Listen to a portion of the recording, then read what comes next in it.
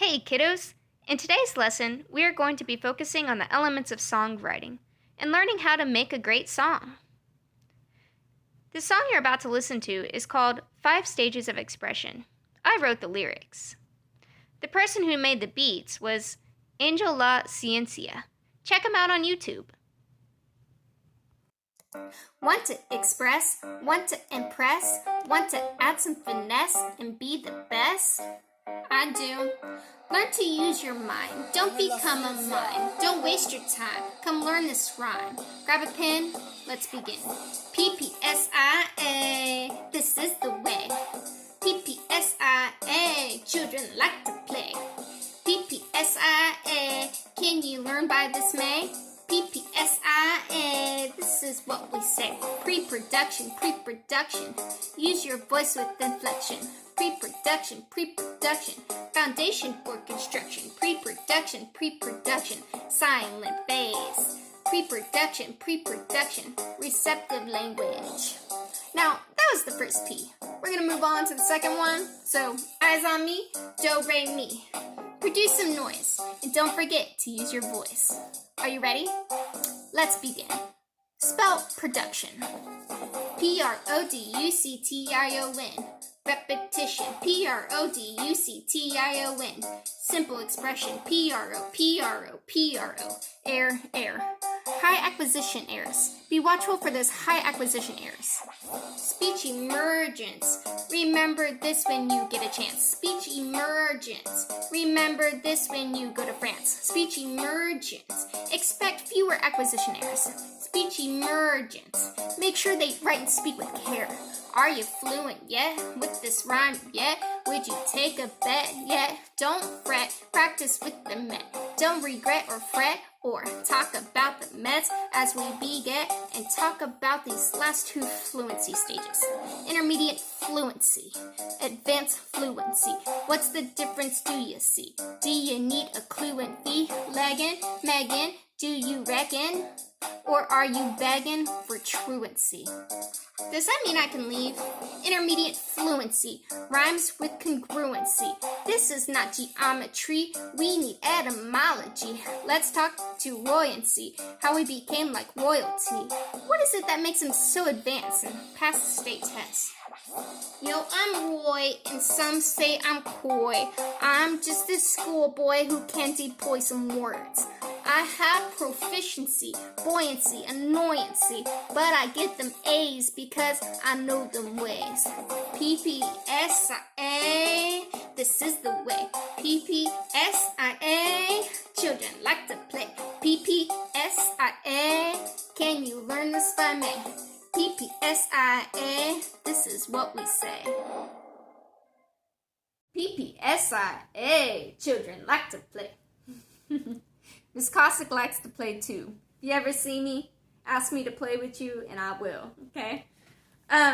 So, I'm super excited about this video because I love to compose in my free time. I would say at least 2 to 3 times in the week, I'm either picking up my guitar and trying to learn new fingerings or chords to write songs, or I'm playing on my piano, or I might be playing on my saxophone. But anyways, I like to compose and create music, so I'm pumped about this lesson. We're going to be talking about the elements of songwriting. What is it that composers and artists think about when they're creating a song?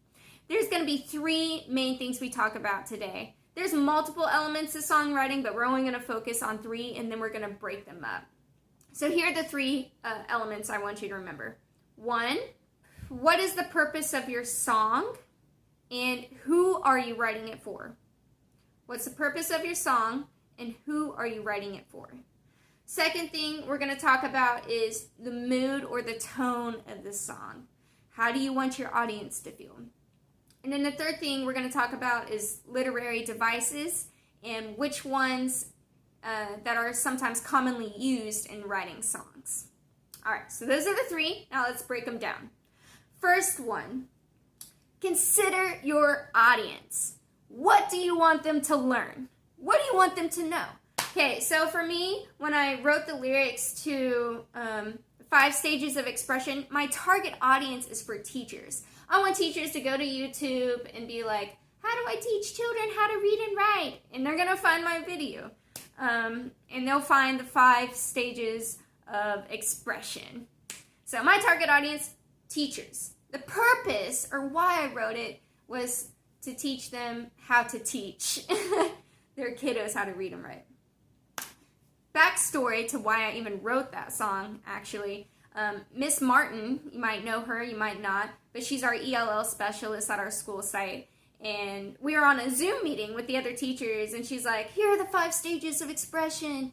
I challenge you to write a song or make some beats to help you to remember those 5 words. And I'm like, okay. I went home later that day. I worked like 7 hours on the song. I wrote the lyrics out, and the hardest part for me was performing it. I just like, every time I hit record, and I play it back, I'm like, ooh, I don't like how I sounded, or ooh, I don't like how I looked. Ooh, why did I make that face? Like, literally, that's what went through my mind, and I recorded it like 75 times before I got a good one. I got paid, by the way, when I sent that video to Miss Martin to show her that I did the challenge. I got paid $25, so that was pretty cool. Yeah, y'all can give me some snaps or like a boom pow, I don't know, can celebrate. So, I wrote first element for songwriting is know who your audience is and what the purpose of your song is. The second thing I want to talk about is mood. What kind of mood or tone do you want your audience to feel? Do you want them to feel sad? Do you want them to feel angry when they hear your song? There's songs about injustice. Some people write songs that make you think about how the world is working and how it should be. Sometimes I listen to those songs and I get upset, and then I get motivated and inspired to go out and change or do something about it. Okay? Sometimes the artists or composers, they want their audience to feel happy and upbeat and inspired. For my song, The 5 Stages of Expression, I wanted my teachers or the teachers to feel excited and pumped to learn, okay? So consider that when you're writing a song, the mood. How do you want your audience to feel? So let's review. First 2 elements for songwriting. Who is your audience? What do you want them to know? What's the purpose of the song? 2. What kind of mood do you want them to feel?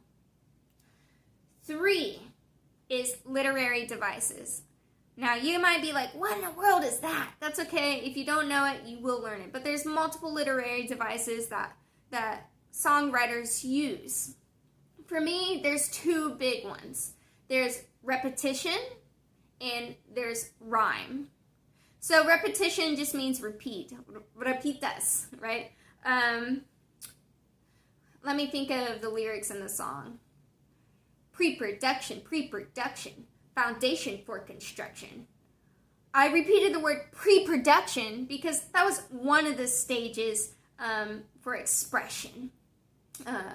Speech emergence. Remember this when you get a chance. Speech emergence. Remember this when you go to France. The word that I'm repeating is speech emergence, right? That was another stage of expression. So repetition is really important when writing a song. It's the part that makes people want to sing along with you.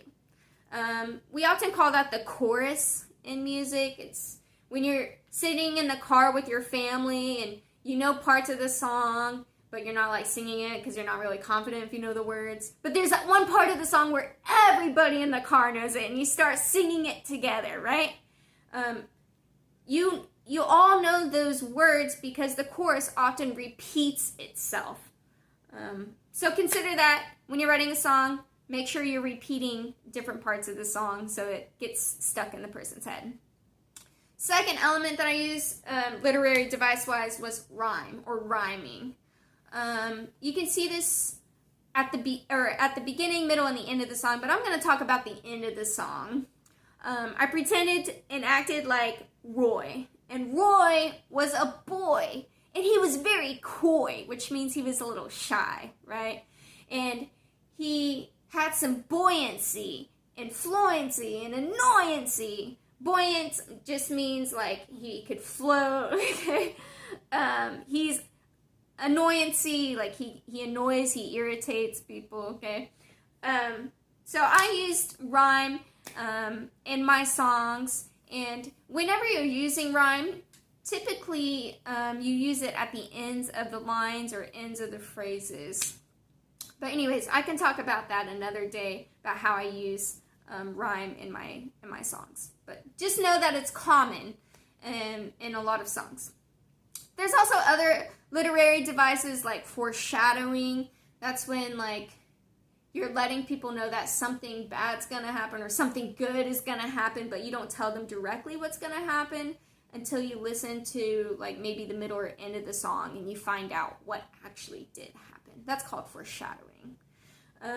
There's onomatopoeias that people use in songs sometimes. Onomatopoeias is like using sound words like bam or boom or whack. Okay, those are like onomatopoeias. Sometimes you hear people in music songs go ticka ticka chat ticka ticka chat. I don't know. They like to use beatboxing and stuff like that. I guess that's not really onomatopoeia, but it kind of is. If you were to write Buddha Buddha chat, Buddha Buddha chat, that would be an onomatopoeia, right? Okay, so 3 things to remember. 3 things to remember. 3 things to remember. Notice how I'm repeating? It's going to stick with you. All right, first thing, who is your audience? Why are you writing the song? What's the purpose of it? Second one, what kind of mood or feeling do you want your audience to have? Third thing is literary devices, using repetition and rhymes in your songs.